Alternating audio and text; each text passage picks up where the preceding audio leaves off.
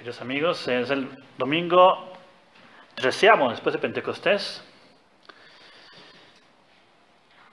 También es hoy la fiesta de San Pío X, que aquí tenemos por aquí su fotografía y su imagen, para pedirle la gracia de seguir sus pasos. Es un gran ejemplo, una gran santidad, San Pío X. Pero vamos a hablar un poquito del Evangelio y de la Epístola, queridos amigos.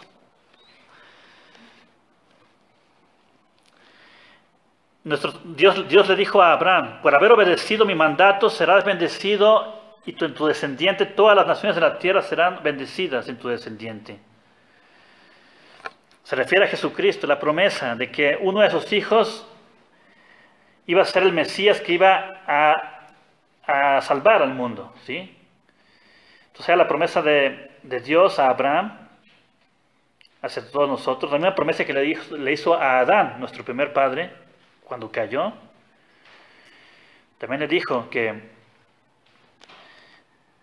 uno de sus hijos, ¿sí?, iba a través de la madre, iba a aplastar la cabeza de la serpiente, ¿sí? Y le prometió que uno de sus hijos iba a ser, y que iba a redimir al mundo. Entonces, por eso el Antiguo Testamento fue una expectación del Mesías, de Jesucristo. Y se salvaban por la esperanza en esta fe, en la salvación, de que iba a venir Cristo. Si tenían fe en la venida del Mesías, por esa fe en el futuro Mesías, se salvaban. ¿Sí? Y recibían la gracia y se salvaban. Claro, tenían que cumplir los 10 mandamientos, ¿no? Pero ahora, para salvarnos, necesitamos creer en Cristo y todo lo que Él enseñó, que lo enseña a través de la Iglesia Católica, ¿sí? Entonces, la redención se promete solamente a los que tienen fe en Jesucristo. Por eso Jesucristo dijo: el que creyere y fuere bautizado se salvará, el que no creyere se condenará. Y le dice a los leprosos del Evangelio, le dice: id y mostraos a los sacerdotes. Es para que tuvieran testimonio, para que dieran testimonio del milagro, y que los sacerdotes también se interesaran en Jesucristo.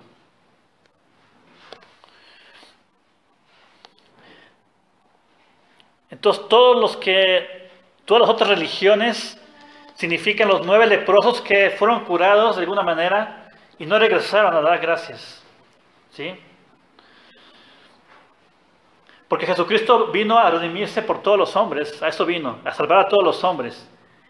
Pero el problema es que muy pocos escuchan ese llamado de salvación y aprovechan esa salvación. Porque estamos salvados en potencia, o sea, Dios quiere que nos salvemos, pero en la práctica no nos salvamos todos. De hecho, esta proporción más o menos es lo que los santos dicen: 1 de cada 10 se salva, más o menos. O sea, uno regresó. O sea, se dio cuenta que es Dios, que Cristo, el que le sanó, y en agradecimiento regresó. Y como vio que solamente Dios puede hacer algo así, se postró en tierra y lo adoró, y le dio las gracias. Y vean lo que le dijo Jesucristo, le dijo: vete, tu fe te ha salvado. Tu fe en Cristo, la fe en Cristo, en que Cristo es Dios. Esa es la fe católica. Si Cristo es Dios, entonces todo lo que Cristo vino a enseñarnos, todo lo que Cristo dijo e hizo, tenemos que seguirlo. Y parte de las enseñanzas de Cristo es que su iglesia es la católica, fundada sobre el primer papa, que es San Pedro, y todos los sucesores son los representantes o vicarios de Cristo, y hay que seguirlos, hay que obedecerlos, que es lo que hacemos nosotros realmente. Y aparte hay que seguir todas las enseñanzas de Cristo, su evangelio, sus mandamientos, sus preceptos, los sacramentos que instituyó. Si se fijan, para salvarse uno necesita tener esta fe en que Cristo, como es Dios, nos lo pidió, entonces Él nos va a salvar, entonces hay que cumplirlo, hay que seguirlo, lo que Él nos dijo. Hay que es obvio.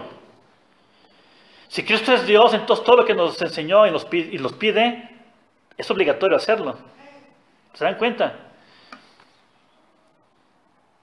Pues es increíble cómo muchos católicos creen una parte y después otra parte no la creen.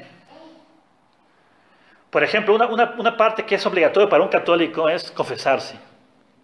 Si yo tengo pecados y quiero que Dios me perdone, la Iglesia Católica enseña por 20 siglos desde San Pedro, que para que Dios perdone esos pecados graves hay que confesarse. Es una enseñanza católica de 20 siglos, que eso no puede cambiar.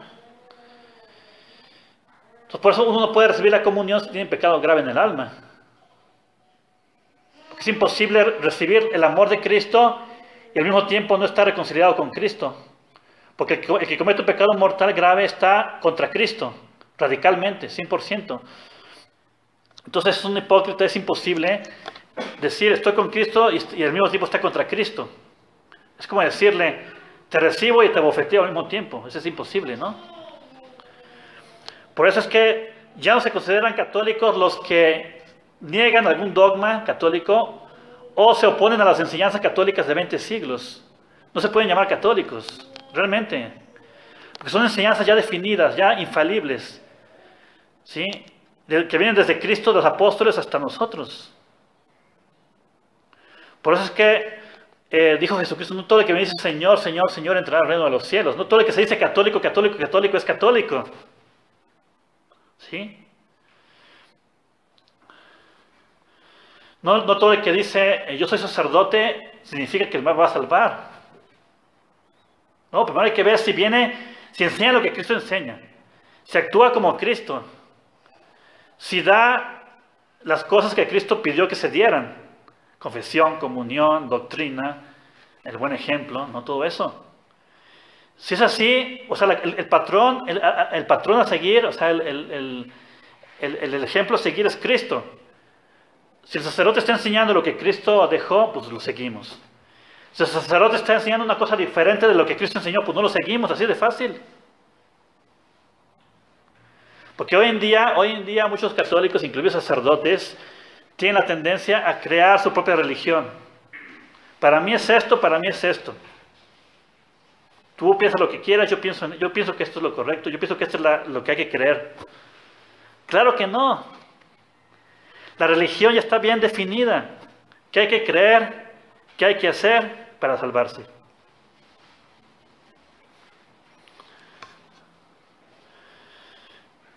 Por eso es que aunque nos critiquen allá afuera que nosotros somos algo raro, no, nosotros no somos raros. Nosotros hacemos lo normal, lo que siempre se ha hecho por 20 siglos. Los raros son los que no hacen lo que siempre se ha hecho. Eso sí es peligroso. Cuidado, yo les digo cuidado. Claro, aquí pueden seguir viniendo con nosotros con mucha tranquilidad. Esto es seguro, católico, eso sí es seguro, 100% seguro. Lo que no es seguro es lo que está allá afuera. ¿Sí? Las enseñanzas y las prácticas allá. Y sobre todo cuando dicen que es otra religión, es porque ya no se parece en nada a lo católico. Entonces hay que dejarlo completamente. ¿Sí? Para que sepan que Cristo, para podernos salvar, nos dice que es necesaria la fe. La fe es necesaria para salvarse. Y la fe puesta en práctica. ¿Sí?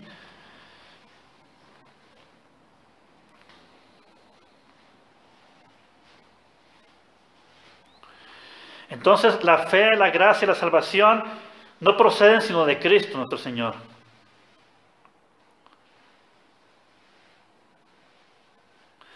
Un ejemplo para ustedes, queridos amigos. Los cristianos, esos que tocan de puerta en puerta, dicen, yo le voy a explicar la palabra de Dios. Momento, primera pregunta. ¿Con qué autoridad usted me va a explicar la palabra de Dios? No, que yo tengo mis propias luces, mi propio entendimiento y yo lo voy a explicar. ¿Usted quién es para explicar la palabra de Dios, primeramente? ¿Tiene algún mandamiento de Dios, alguna jerarquía que Dios instituyó como maestro mío para que yo le escuche? Primero, ¿realmente usted es maestro? Entonces, ¿de dónde viene su nombramiento? Para yo escucharlo. No, que yo soy muy sabio, que yo ya lo leí como 10 veces. Eso de leerlo 10 veces no cambia la situación. Primero, ¿tiene usted permiso? ¿Tiene la delegación de parte de Dios para enseñar, va a decir que no. Y yo le diría, ¿y dónde dice en la Biblia que yo tengo que escucharlo a usted? Su explicación. No, no dice en la Biblia nada de eso. Y es que la Biblia solamente la puede explicar, tiene la autoridad de explicarla solamente la Iglesia Católica. ¿Sí? Porque la Biblia viene de la Iglesia Católica. La que definió los libros, los 73 libros de la Biblia, es la Iglesia Católica. Con el carisma de infalibilidad que Cristo le dio al momento de definir cosas de fe, para tratar de imponerlas a toda la Iglesia Universal, Dios prometió el Espíritu Santo, con infalibilidad. Entonces la Iglesia Católica en el siglo III usó la infalibilidad que Cristo le dio a través del Espíritu Santo para definir qué libros son escritos por Dios. Son 73 libros. Porque tienen la autoridad que Dios les dio a los papas para definir eso. Y decidir a través del Espíritu Santo qué es lo que hay que creer como de Dios. ¿Se fijan? Es una autoridad que Dios dio. ¿Sí? En cambio un protestante me dice, yo tengo la Biblia. Tú tienes la letra, pero no tienes el Espíritu. O sea, ¿cómo sabes que la explicación que me vas a dar es la que Dios quiere darme? No, o sea, no, es imposible que le prueben eso. Entonces, dice Jesucristo que la letra mata y el Espíritu vivifica. O sea, ellos tienen la Biblia, pero al no tener su Espíritu, al no tener su explicación, al no tener el entendimiento de cómo el Espíritu Santo entiende las Escrituras, no les sirve de nada más que de condenación. Porque le van a dar una interpretación diferente a la que le da Dios y no les va a ayudar a salvarse. O sea, no sirve de nada tener la Biblia si no se les va a explicar a alguien autorizado por Dios para explicársela. ¿Sí? Nosotros cuando nos hacemos sacerdotes, recibimos del obispo la orden de enseñar a los fieles católicos. La orden, el permiso y la orden de enseñar. Y en ese momento el Espíritu Santo nos acompaña en los sermones. Sí, nos acompaña. Y precisamente por eso solamente los católicos pueden enseñar y pueden guiar hacia el cielo. Ninguna otra religión lleva al cielo. Ellos los engañan. Por eso si otras religiones les tocan a la puerta, no los escuchen. Testigos de Jehová, mormones, cristianos, modernistas, no los escuchen. Vienen con su propia autoridad. Por eso Jesucristo dijo, yo he venido con mi propia autoridad, les demostré que yo soy Dios y no me escuchan. Vendrá otro con su propia autoridad, sin demostrar nada divino, y sí lo van a escuchar. ¿Por qué? Porque los falsos pastores hablan para halagar al oído, para halagar a las personas. Las personas escuchan lo que quieren escuchar y para no tener que cambiarse de vida. Y se quedan con ese pastor, se quedan con esa religión. Porque nuestra santa religión demanda un cambio radical. Fíjense, es difícil seguir los 10 mandamientos. Es difícil venir a misa los domingos. Es difícil estar rezando todos los días como Dios manda. Pero Dios lo pide y lo exige y dice que Él estará con nosotros y lo hará con nosotros y a través de nosotros. Él lo promete. Dijo, lo que parece imposible a los ojos de los hombres, nada es imposible a los ojos de Dios. Entonces todo lo que Dios nos pide, nos exige, significa que Dios nos va a dar la gracia y su compañía para hacerlo. Ahí viene la esperanza. Junto con la fe viene la esperanza de que Dios nos va a dar la gracia de seguir adelante. ¿Sí? Día a día. Por eso pedimos el pan nuestro de cada día. No pedimos, Señor, dame el pan día para un año. No, no. Señor, hoy dame el pan de cada día. El pan nuestro de cada día, danosle hoy. Porque Dios quiere que dependamos de Él día a día. ¿Sí? Por eso los que son muy, muy ricos se hacen ya autosuficientes, piensan que son autosuficientes y se olvidan de Dios. Porque tienen, digamos, almacenado para 10 años, entonces dicen, yo estoy tranquilo. Entonces se olvidan de Dios fácilmente. En cambio el pobre normalmente se acuerda más de Dios porque dice, para comer mañana no puedo. Entonces voy a pedirle a Dios y recibe. Entonces, queridos amigos, esto es importante lo de el leproso, la parábola, porque hay que ser agradecidos con Dios. O sea, Dios nos da, hay que venir a misa los domingos. agradecerle, a estar a sus pies. Él lo pide. Hay que pedirle todo lo que necesitemos.